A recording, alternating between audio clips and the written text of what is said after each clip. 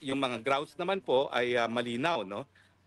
Hindi na po flight risk ang Tatay Digong. Dahil kung flight risk naman siya, anong gagawin niya? 80 anyos na yan. Kung paragraph 2 naman sa introduction, may kita natin, inter partes discussion on interim release commenced between counsel and the chief prosecutor himself immediately after the initial appearance. Okay, so kung makita po natin, nag-usap na pala mismo si Attorney Kaufman at yung chief prosecutor right after, immediately after daw nung initial appearance. Yung initial appearance yung O, di ba mga kareaksyon, meron pong mga redacted dyan ha.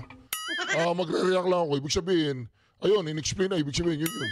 Yung meron na secret in behind. Okay, naintindihan po ninyo, no? Pag hindi po ninyo naintindihan, intindihin nyo lang. Di, madali lang naman intindihin yung redacted. Ibig sabihin, may tinanggal silang mga bagay-bagay dyan na hindi mo na pwedeng ipaalam sa mga madlang people. Dahil lang mga madlang people minsan, katulad ni Cristina Conti. Parang binuhusan na malamig na tubig ang kanyang bumbunan. ano po yung Alright, Reaction TVPH nagbabalik. Reaction. Napakaganda po ng mga pag-uusapan natin yung mga ka-reaction. Mantagin po ninyo, talagang lalaya na po ang Pangulong Duterte.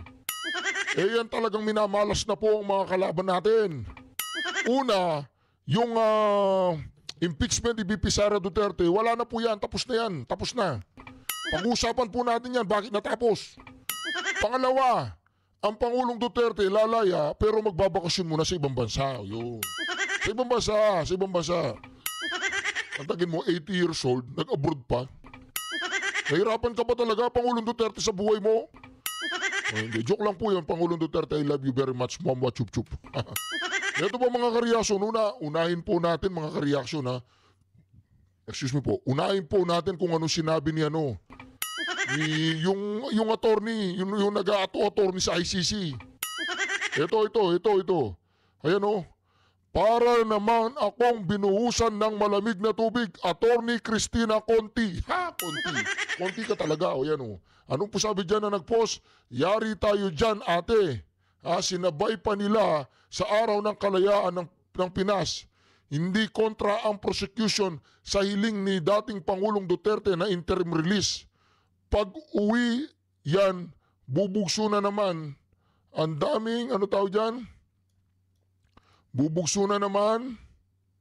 Pag uwian, bubugso na naman damdamin ng mga tunay na makabansa. Mag-cry-cry na naman, Unipink. Ayan po. Para daw binuhusan ng malamig na tubig si Attorney Cristina Conti. Si Attorney Cristina Conti. Oh. Talaga po bang makakauwi? Oo, bakit? Yan ang pag-uusapan natin ngayon. Simulan natin kay Attorney Harry Roque. Ito po mga kareaksyon ha. Si Attorney Harry Roque. Siyempre, nandun siya sa dahig. Kailangan, ang pakinggan po natin yung nandun sa dahig. Ayan pakinggan po natin. Ang ating Tatay Digong para sa kanyang gamit ang word na forthwith.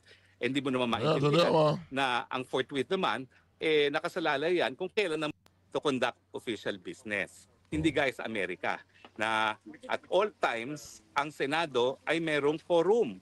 More than half ang mga nakaupo. Kaya po pwedeng mag-function ng Senado miski natapos na yung termino ng ilan sa kanila. At hindi naman yan po ang kaso dito sa Pilipinas. Well anyway, nagkaroon nga pala po ng petition na ang ating Tatay Digong para sa kanyang provisional release. No? Hindi po binanggit yung bansa kung saan siya po pwedeng magkaroon ng provisional release, pero hindi po yan sa Pilipinas. Yan po sisiguraduhin ko kasi hindi na po tayo miyembro ng ICC. Pangalawa, yung mga grounds naman po ay malinaw.